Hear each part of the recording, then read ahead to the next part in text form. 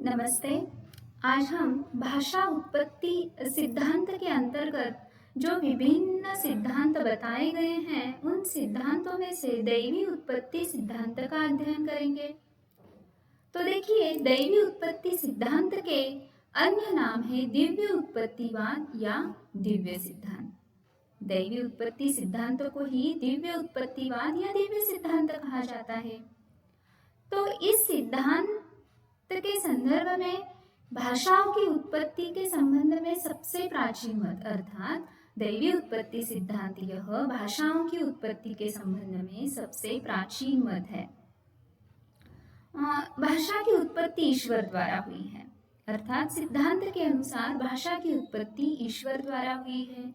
ईश्वर ही भाषा का निर्माता है, ईश्वर ने ही भाषा को निर्माण किया है। जैसे ईश्वर ने मनुष्य को बनाया, वैसे ही उसने उसे भाषा दी, अर्थात भाषा का निर्माता कौन है? ईश्वर है। ईश्वर ने ही भाषा बनाई है। मनुष्य जब उत्पन्न हुआ तो अपनी संपूर्ण विशेषताओं के साथ इस पृथ्वी पर आया था। जैसे अपने आप मनुष्य में चेतना का विकास हुआ, वैसे ही उसे अपने आप भाषा भी प्राप्त हो गई। देखिए, इस सिद्धांत में सिर्फ एक ही हम वाक्य जो है ध्यान में रख सकते हैं कि इस सिद्धांत के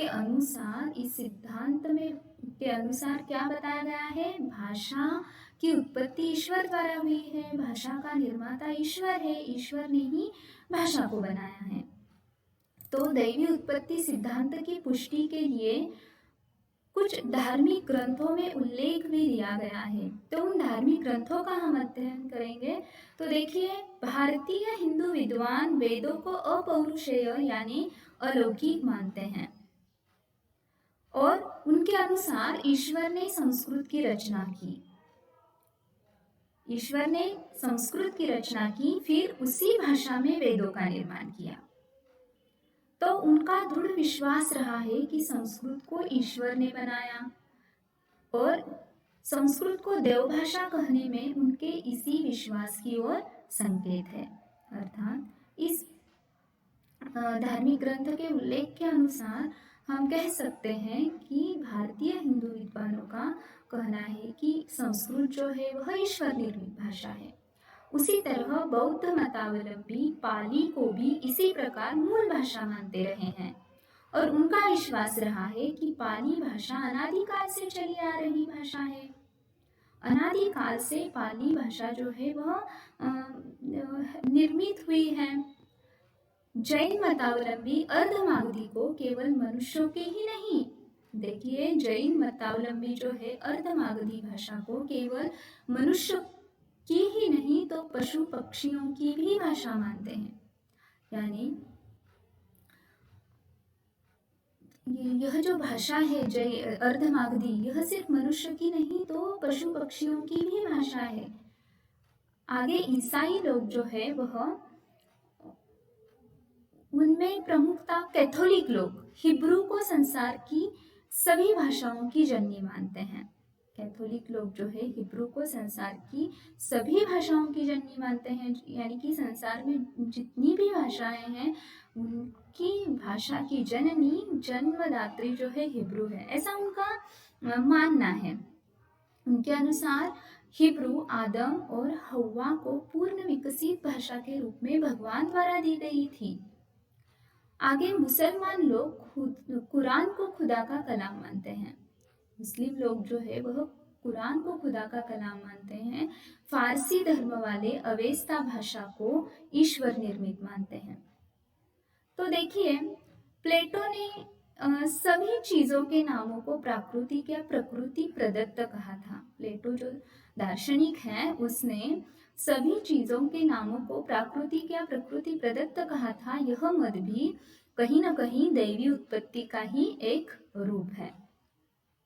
इसी मत के प्रभाव से लोगों का यह भी मत रहा है कि मनुष्य जन्म से ही एक भाषा सीख कर आता है और वही भाषा ईश्वर की तथा सबसे पुरानी भाषा है।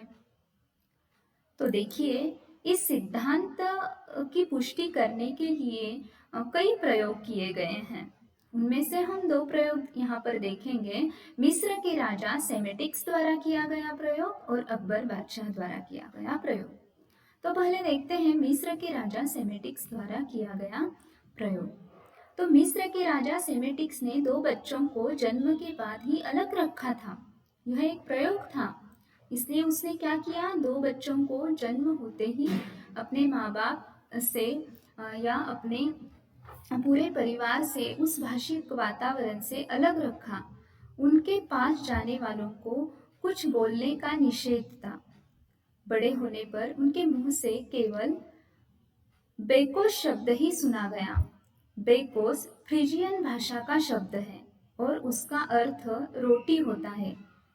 तो रोटी देने वाले फिजियन नौकर ने गलती से इस शब्द का उच्चारण कर उनके सामने कर दिया था और बच्चों ने इस शब्द का अनुकरण कर दिया।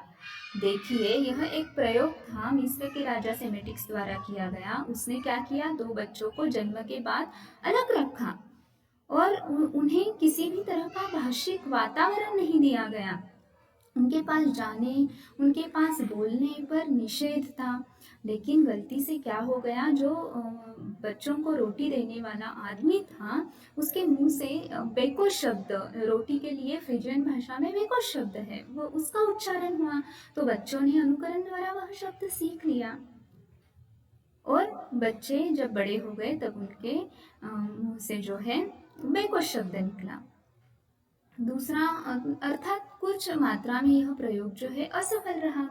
लेकिन अकबर बादशाह ने भी इसी तरह का जो प्रयोग किया था, देखिए अकबर बादशाह द्वारा किया गया प्रयोग वह सबसे सफल था और फल यह हुआ कि प्रयोग के लड़के गूंगे निकले।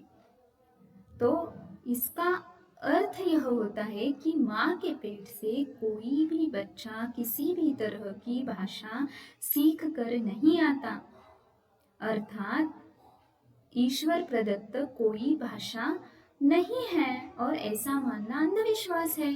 वर्तमान में इस मत को कोई नहीं मानता। देखिए, अकबर बादशाह ने किया गया प्रयोग मिस्र के राजा के प्रयोग जैसा ही अकबर बादशाह ने प्रयोग किया था। उसने भी दो लड़कों पर उसी तरह का प्रयोग किया था। भाषिक वातावरण से उन्हें दूर रखा गया था और अंत में वह लड़के गूंगे निकले। तो स्पष्ट होता है कि ईश्वर द्वारा निर्मित कोई भाषा नहीं होती। माँ के पेट से कोई भाषा सीख कर नहीं आता। हम जब जन्म लेते हैं तो जिस भाषिक वातावरण में हम पलते हैं, बढ़ते हैं, अनुकरण द्वारा वह हम भाषा सीख लेते हैं। तो देखिए, इस सिद्धांत पर कुछ हैं, तो यह सिद्धांत को अवैज्ञानिक माना गया है। दैवी सिद्धांत अब पूर्णतः अवैज्ञानिक समझा जाने लगा है, क्योंकि देखिए, वैज्ञानिक युग में जब ईश्वर पर ही विश्वास नहीं है तो उसके द्वारा उत्पन्न की गई भाषा पर विश्वास करने का प्रश्न ही नहीं उठता। अर्थात दैवी उत्पत्ति सिद्धांत में यह महत्वपूर्ण है कि यह कैसे हो सकता है, यह अवैज्ञानिक है। भाषाओं के अनेकों भेद। देखिए, दैवी सिद्धांत में सबसे आपत्तिजनक बात यह है कि यदि भाषा ईश्वर प्रदत्त है तो विभिन्न भाषाओं के इतने भेद क्यों? जानवरों, पशुओं की तरह मनुष्य की भाषा में भी एकरूपता होनी चाहिए। वह एकरूपता नहीं है। देखिए, पशु पक्षियों की भाषा एक जैसी होती है। हमारे यहाँ की चिड़िया और अमेरिका में जो चिड़िया है वह एक तरह से ही उनकी भाषा है। तो मनुष्य की भाषा फिर अलग कैसे? यह भी एक रूप होनी चाहिए थी, लेकिन यह एक रूपता नहीं है। आरंभ से ही विकसित होती है। यदि भाषा ईश्वर प्रदत्त होती तो आरंभ से ही वह विकसित होती, किंतु इतिहास में उसके उल्टे प्रमाण मिलते हैं। भाषा जो है, हम भाषा का इतिहास यदि देखें तो भाषा विकसित होती जाती है। प्राचीन काल की भाषा, मध्यकाल की भाषा, आधुनिक काल की भाषा, यह विकसित होती, आगे बढ़ रही है। लेकिन देखिए, यदि ईश्वर प्रदत्त होती तो वह आरंभ से ही विकसित होती।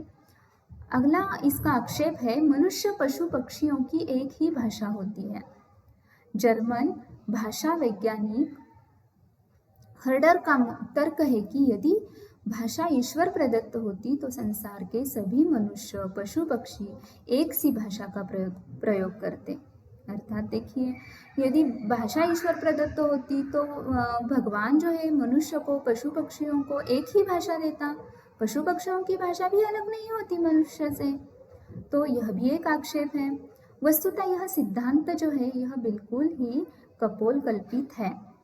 अर्थात इस सिद्धांत को मानना अर्थात अंधविश्वास ही माना जाएगा।